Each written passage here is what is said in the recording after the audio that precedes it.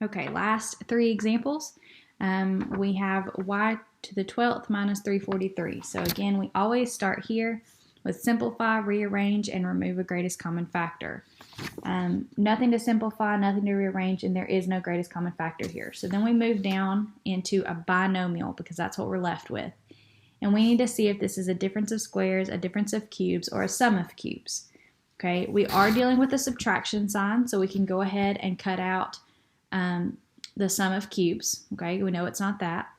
And then we are dealing with 12. Well, 12 is divisible by 2 or 3, so it still could be squares or cubes. So let's look at the number 343. All right, so if I take the square root, all right, so on my calculator here, if I take the square root of 343, I end up with a number that is not a whole number. So this is not a square. So we need to check to see if it is a cube. So if I go into math, hit the 4 button, and I do cube root of 343, oops, I end up with 7. So this is a cube. So what we're working with here is a difference of cubes, okay? So if you use your difference of cubes notes, you know that this is going to factor into a binomial and a trinomial. So we start with the first step. We take the cube root of y to the 12th, and we end up with y to the 4th. We use the same sign. And then we take the cube root of 343, which we just found out was 7. Okay? Once we've done that, we're going to take this term, y to the 4th, and square it. So y to the 4th times y to the 4th is y to the 8th. We're going to use the opposite sign. Remember, SOAP, same sign, opposite sign. Always positive will be the last one. Then we're going to multiply these two terms together. 7 times y to the 4th is 7y to the 4th. We're going to use always positive as our final sign, and then we're going to square this 7. So 7 times 7 is 49. Okay? Our powers are not 1, so we may not be done. So let's go back through real quickly and check. On this binomial, nothing to simplify, rearrange, or remove a greatest common factor. There is a difference symbol, and 4 is divisible by 2, so this could be a difference of squares, but 7 is not a square. And so since 7 is not a square, we cannot go any further with this problem, with that binomial, okay? So let me pull this out of the light just a second. There we go. All right, so this trinomial, we do need to check on it and just make sure that there's nothing that we can do there for that trinomial. So very quickly, we're going to do a factor test. B squared minus 4AC. 7 times 7 is 49. A is 1, and that is 49. So if I plug this into my calculator, I end up with 4 times 49 is 196. 49 minus 196 is negative 147. If I multiply any two numbers together that are exactly the same, okay, if I multiply two negative numbers together, I'm always going to get a positive. And if I multiply two positive numbers together, I'm always going to get a positive. So anytime I'm multiplying two of the same number together, I can never get a negative. I would have to have a positive and a negative number in order to make that work. So there's no way that I can get a negative number as a square. So because of that, we're going to leave this trinomial as it is. It cannot be factored as far as we are concerned, okay? So since that's the case, our last step is to prove our answer and make sure that this works. So very quickly, we're going to multiply this back out and make sure that everything that we did worked like it was supposed to, okay? All right, so on this one, y to the 4th times y to the 8th is y to the 12th. Remember, we're adding those exponents. Y to the 4th times 7y to the 4th is 7y to the 8th. Y to the 4th times 49 is 49y to the 4th. Negative 7 times y to the 8th is negative 7y to the 8th. Negative 7 times 7y to the 4th is negative 49y to the 4th. And negative 7 times 49 is negative 343. Okay, now we just need to combine our like terms. There is no other y to the 12th, so it comes down. 7y to the 8th minus 7y to the 8th is 0. 49y to the 4th minus 49 to the y to the 4th is 0. and negative 343 is all that's left. And that is what we started with. So our final answer, y to the 4th minus 7, multiplied by y to the 8th plus 7y to the 4th plus 49, is the final answer. Okay, that's our binomial and our trinomial.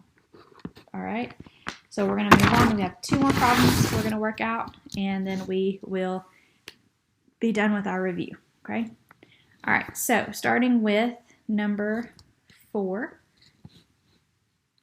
Okay, so 4x squared minus 16xy plus 16y squared. First step is to simplify. There's nothing to combine here. Rearrange, it is in standard form. And then remove your greatest common factor. Now here we do have a greatest common factor. X is not present in all and y is not present in all, but 4, 16, and 16 does have a common factor of 4. So I'm going to take the 4 out, and if I divide this by 4, I get x squared. If I divide this by 4, I get negative 4xy. And if I divide this by 4, I get positive 4y squared. Okay, so now I have a constant 4 as a factor, and then I have a trinomial. So I do need to check my trinomial to see if it can be factored. So if we do the factor test, let's just check that out real quickly. Factor test, we would use b squared minus 4ac. B is negative 4, square that, 4. A is 1, and C is also 4. So we end up with negative 4 times negative 4 is 16, and then minus 16, which is 0. And this is one that we have not seen before just because we haven't really considered 0 as a square. So if we think about it, if I take 0 and I multiply it by 0, I get 0. So 0 should be a square number. So we should be able to factor this. So let's give it a try. So that means we're looking for 2 numbers that multiply to equal 1 times 4, which is 4, and add to equal, so multiply and add to equal b, and in this case b is negative 4. So I want 2 numbers that multiply to equal 4 and add to equal negative 4. So let's go with our factors of 4. We have 1 times 4, and we have 2 times 2. We also have negative 1 times negative 4, which is also 4, and negative 2 times negative 2, which is also 4. Now if I add those numbers together, 1 plus 4 is 5, 2 plus 2 is 4, negative 1 plus negative 4 is negative 5, and negative 2 plus negative 2 is negative 4. So the only 2 numbers that if I multiply them I equal 4 and I add them I get negative 4 are negative 2 and negative 2. So still we have this 4 as a factor. And then we need to take this trinomial, x squared minus 4xy plus 4y squared, and we need to split this middle term from that negative 4 into these 2 negative 2's. So x squared minus 2xy minus 2xy plus 4y squared. Okay, that's what it splits into. Okay, I still equals negative 4xy, so I haven't changed the actual problem. I've just expanded it. Once I've done that, remember this 4 is still staying out here because it's still a factor. We're going to group these, so x squared minus 2xy and negative 2xy plus 4y squared. Okay. Once we've done that, we take the greatest common factors. So greatest common factor here is going to be x. If I take x out, I'm left with x minus 2y. And then here, if I take a negative 2y out, all right, I would be left with an x minus 2y, okay? So if I divide each of those by negative 2y, I get x minus 2y. So now I can create my 2 binomials that I'm left with. So 4 is still a factor. X minus 2y is the common factor here. And then the leftovers are also x minus 2y. All of our powers are 1 at this point, so we're probably done, but we do need to check our answers. So very quickly, I'm going to multiply this back out. 4 times x is 4x. 4 times negative 2y is negative 8y. And that's going to be multiplied by this x minus 2y. 4x times x is 16x squared. 4x times negative 2y is negative 8xy. Negative 8y times x is negative 8xy. And negative 8y times negative 2y is positive 16y squared. So then we combine our like terms, 16x squared minus 16xy plus 16y squared, which is exactly what we started with. So yes, our final answer on this is 4 multiplied by x minus 2y multiplied by x minus 2y. Okay, so remember, if I go a little quickly on these, it's because we've done them. These are review. But if you have questions, you can pause it, take a screenshot, send it to me, ask me a question about it, pause the video, go back, rewind, slow it down, whatever you need to do. But I'll be glad to answer any questions that you have. I just didn't want to spend too much time on this because we have already done these. But again, if you have questions, please do stop, screenshot it, send me a picture of it, ask me a question, tell me exactly what time it is on the video, and I'll go back and figure out exactly what it is that you're talking about, okay? So I'm here to help any way that I can. All right, last problem. We have a 4-term polynomial. So check it. Simplify, nothing to combine, rearrange. It is not in standard form, so let's go ahead and put it in standard form. We'll start with the AC minus AD minus BC plus BD. Okay, so now it's in standard form. There's no greatest common factor, but it is a 4-term polynomial, so we have to do grouping on this. So since it's a 4-term, the first step is that we are going to split it into those 2 groups. So AC minus AD, negative BC plus BD. All right, and then on this, we're going to factor out our greatest common factor. So on this, we're going to factor out an A, and we get left with C minus D.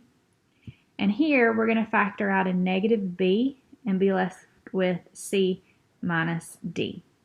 Okay? And then once we've done all of that, we are going to use this as our common term, C minus D. And then the leftovers are A minus B. So powers are 1, we're probably done, but just to check our answer, we'll multiply it. So C times A, AC, C times negative B, negative BC, negative D times A, negative AD, and negative D times negative B is positive BD. So if we check our answer up here, negative AD, we've got it. Negative BC, we've got it. AC, got it. BD, got it. Okay, it's not in the same order, but we do have everything there. And commutative property of addition tells us it doesn't matter the order. So it is still there, everything that we started with. So this is our final answer, C minus D and A minus B. Okay. If you come up with any questions, please let me know. I'll be glad to answer them. I'll be glad to do more example videos if you need them. I'm here to help anything that you need. Several of y'all were asking questions last week, which is awesome. So just keep that up. If you think of anything I can help you with, call, text, email, get on those Zoom calls in the afternoon. Let me know what I can help you with. And just do your best on the quiz that's coming up.